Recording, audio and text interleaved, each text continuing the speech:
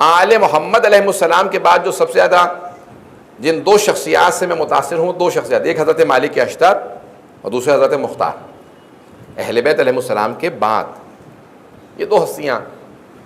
پہلے جناب مالک اشتر، مالک ابن حارث نخعی الاشتر، بہت بڑا نام ہے، سب سے جلیل القدر صحابی ہیں امیر المومنین کے. اصحاب امیر المومنین میں جہاں حضرت میثم تمار ہیں، جہاں حضرت کمیل ابن زیاد نخعی ہیں، کون کون کتنے بڑے بڑے جلیل القدر اصحاب ہیں، لیکن سب سے زیادہ جلیل القدر حضرت مالک اشتر. کیوں؟ کیونکہ مولا نے اپنے تینوں جنگوں میں انہیں سپہ سالار بنایا. مولا نے کبھی انہیں معزول نہیں کیا، ان کو ریپلیس نہیں کیا، اپنے عہدے سے نہیں اتارا. باقی جتنے بھی بڑے بڑے لوگ ہیں سب کو عہدوں سے معزول کیا. عثمان ابن حنیف کو بڑے بڑے جلیل القدر، حضرت کمیل کو بھی نہج البلاغہ میں خط دیکھیے، ان کو گورنر بنایا ہیتھ کا، وہاں پہ معاویہ نے حملہ کیا، قبضہ کر لیا، چیزیں لے گئے چھین کے. مولا نے خط لکھا کہ کمیل تم نے اپنی ڈیوٹی کیوں نہیں پوری کی، انہیں بھی ڈانٹا.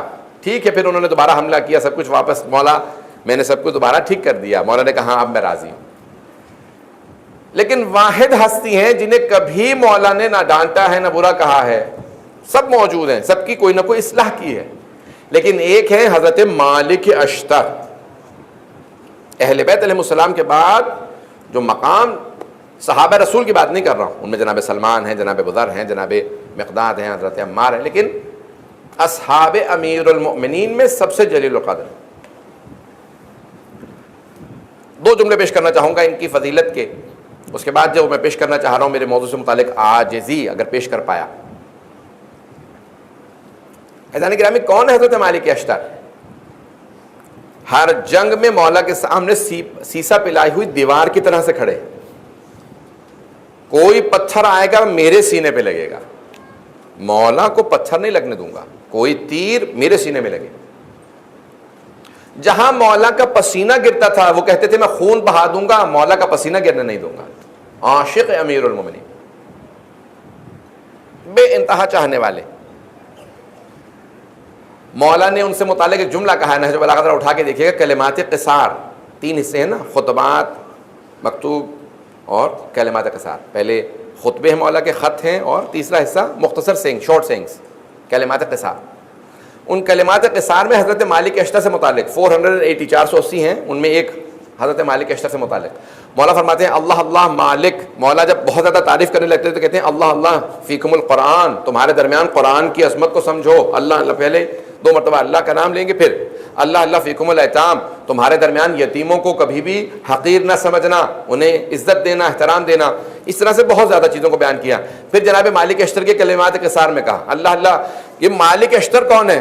کانا اذا کانا جبلا، اگر مالک پہاڑ ہوتا تو اتنا بلند پہاڑ ہوتا کہ کوئی پرندہ اڑ کے اس کی بلندی کو نہ پہنچ سکتا. اللہ اکبر، بہت بڑا جملہ ہے. اذا کان سلدن، اگر پتھر ہوتا مالک اشتر تو اتنا قیمتی پتھر ہوتا کہ کوئی اس کا پرائس نہ لگا سکتا، انمول ہوتا، پرائس لیس ہوتا پتھر اگر ہوتا.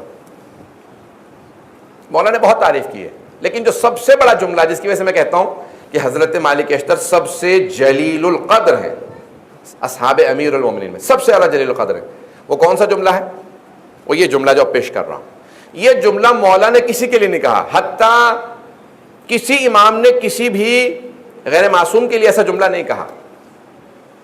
کسی امام نے اپنے اصحاب میں کسی کے لیے ایسا جملہ نہیں کہا جیسا جناب امیر نے جناب مالک کے لیے کہا. کیا کہا؟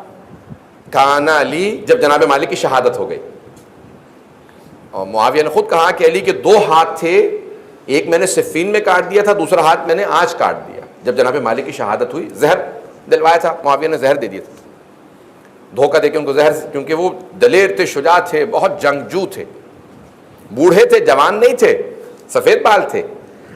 اشتر اس لیے کہتے تھے کہ ان کی جمل میں ایک تیر لگا تھا، بھم کٹ گئی تھی، اس لیے اشتر کہا جاتا تھا. پٹکا باندھ کے اپنی کمر کو سیدھا کر کے جنگ کرتے تھے، مقابلہ کرتے تھے. جوان نہیں تھے، بوڑھے تھے، لیکن دل جوان تھا کیونکہ شیر خدا کے شیر تھے.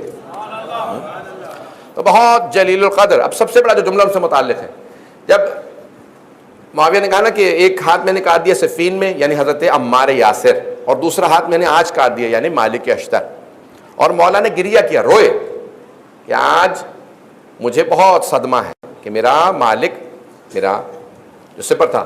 کیا جملہ کہا کہ سب سے جلیل القدر صحابی بنے؟ وہ یہ جملہ جو پیش کر رہا ہوں. مولا فرماتے ہیں کان لی کما کنت لرسول اللہ، مالک کو مجھ سے وہ نسبت تھی جو مجھے رسول خدا سے تھی. اللہ اکبر. میں نے کسی کے لیے اتنا بڑا جملہ نہیں دیکھا.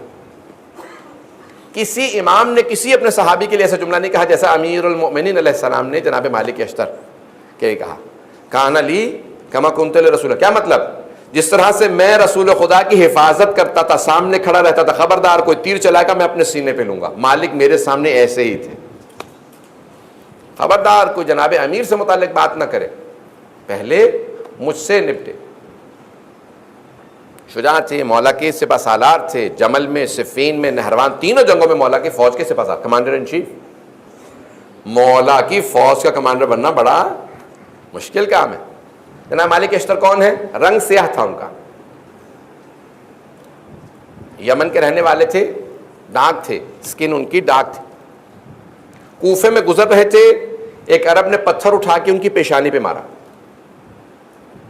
انہوں نے پلٹ کے دیکھا، کچھ نہیں کہا، چلے گئے. اس آدمی کے دوست نے کہا جانتے ہو تم نے کسے پتھر مارا؟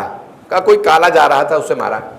کہا نہیں، یہ مالک اشتر ہیں، علی ابن ابی طالب علیہ السلام کی فوج کے سپہ سالار. اب وہ گھبرانے لگا. کہا ایسا تو نہیں کہ ابھی فوج لے کے آئے مجھے وہ جان سے مار دیں، میں نے ان کو پتھر مارا. کہا چلو میرے ساتھ، معافی دلوا دیتا ہوں، پاؤں پکڑ لینا، رونا پینا. آپ کو پتہ ہے نا کچھ لوگ ڈھونگے بھی ہوتے ہیں، آدمی دیکھیں گے ویسے پاؤں پکڑ لیں گے، کوئی دیکھیں گے کمزور ہے تو فوراً چڑھائی شروع کر دیں گے، کوئی طاقتور ہے تو فوراً جھک جائیں گے. آنکھیں انسان اسی کو دکھاتا ہے جس کے متعلق پتہ ہو یہ مجھے پلٹ کے آنکھیں نہیں دکھائے گا. اسے آنکھیں نہیں دکھاتا جس کے متعلق پتہ ہوتا ہے میری آنکھیں نکال لے گا. پتہ نہیں توجہ ہے یا نہیں ہے. اب ایک مرتبہ چلے کہا میں معافی دلواتا ہوں. دوڑنے لگے، پوچھا اس سے پوچھا مالک کو دیکھا ہے؟ کہ کون مالک؟ مالک اشتر، ابھی یہاں سے گزرے ہیں، یہ عام پہنا تھا، لباس پہن رکھا ہے، سیاہ رنگ ہے، پتھر ان کی پیشانی سے خون بہ رہا تھا. ہاں اس طرف گئے،